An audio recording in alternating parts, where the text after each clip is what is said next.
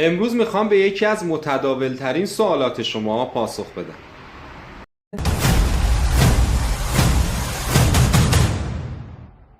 به نام خدا، با عرض سلام و ارادت، امیدوارم که حالتون عالی باشه.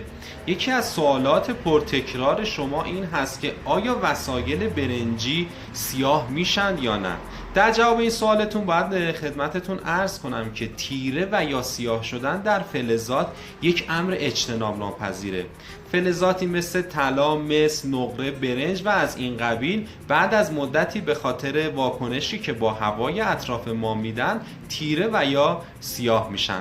البته در رابطه با فلز برنج بحث خودم رو به دو بخش تقسیم میکنم، یکی وسایل برنجی زرد رنگ و دیگری وسایل برنجی آنتیک هست. سرعت تیره شدن توی وسایل برنجی زرد از وسایل برنجی آنتیک خیلی بیشتره.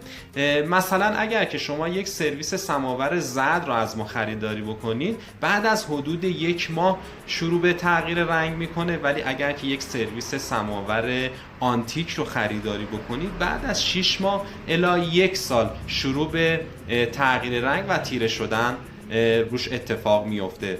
البته این هم خدمتتون عرض کنم که این سرعت تیره شدن توی شرایط آب و هوایی متفاوته و جاهایی که رطوبت بالاست مثل شمال و یا جنوب کشورمون این سرعت تیره شدن یک مقداری بیشتر هست. جای نگرانی نیست، در هفته‌های آینده حتما یک کلیپ آموزشی رو براتون تهیه میکنم که نحوه تمیز کردن وسایل برنجی رو توی اون کلیپ بهتون آموزش میدم و بهتون یاد میدم که با یک روش خیلی ساده توی منزل رنگ این وسایل رو به حالت اولش برگردونید. در خدمت شما هستم و خدا نگهدار.